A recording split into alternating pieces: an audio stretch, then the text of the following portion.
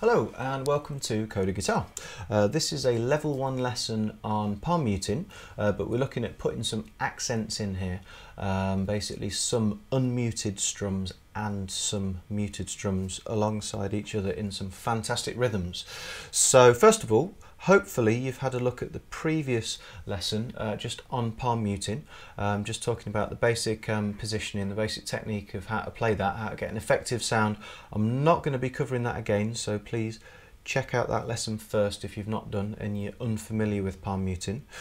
So what are accents? Well, like we said, they're just notes that are unmuted in this case. Effectively what they mean is an accent is a note that just stands out, it's a bit louder, and the easiest way to do that with palm muting is to just unmute some of the strums. So I wasn't playing any louder there with my strumming, I was literally just taking my hand away, because remember palm muting means that you're dampening the notes. So if you can remember, we've got this hand position, we've found a nice position to rest on the strings so that we're muffling them nicely, and effectively all I'm doing for the accent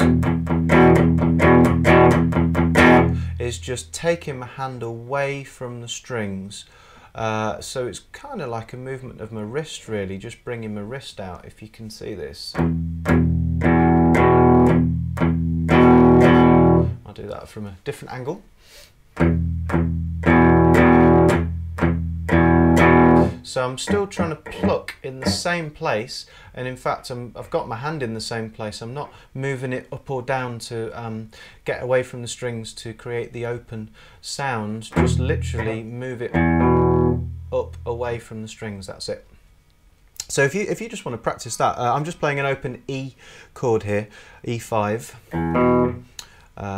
So if you just really want to pause this for a minute and maybe do 2 or 4 strums muted. 1, 2, 3, 4. 1, 2, 3, 4. 1, 2, 1, 2. And the trick is, when you go back onto the muting, is to get like a consistent sound, so you always come back onto the same position whereabouts you're resting on the strings. Because you could easily go back into a funny place and you're either completely deadening the sound or you've moved off the length of the strings and you're not muting them anymore. But it's not that difficult. Once you can actually get a nice tone with your basic palm muting, to put these accents in isn't actually that hard. But again, like everything else, take your time to start with, and then you can sort of build up speed when it starts to feel comfortable and natural to play in this way. So, as before, as with the previous free level 1 lesson, we're just going to be using open E, G5, A5 and back to G5, and we're going to be playing half beat notes, quavers, 1 and 2 and 3 and 4, and just chugging down strokes. And what I'm going to do is I'm going to put an accent in on beat 1, so I'm going to unmute. I'm not going to mute the very first strum, very first downstroke, and then all of them after that are palm muted. 1 and 2 and 3 and 4 and 1 and 2 and a little bit like that, but we'll go a bit more slowly to start with. Okay, so if you want to join in with this after 4, and again, if you're struggling with any power chord shapes, free beginner lessons on the beginner lessons page, there's 2 of them explaining how to play power chords in a bit more detail.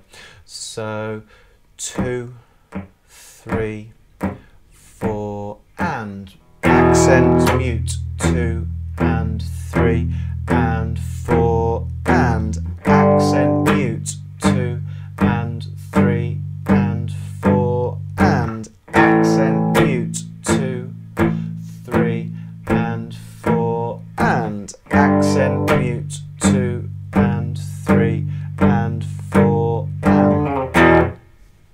So rewind this by all means, and don't forget a fantastic free drum machine.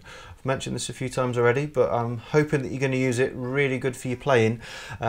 Tools page on the website, So check that out. Literally just open up the drum machine, slow tempo, somewhere maybe between 60 and 80. And remember, because we're playing quavers or half beat notes, the hi-hats, you just want to match your chugs, your downstrokes, to every single hi-hat beat, and then you play in half beat notes. Simple as that.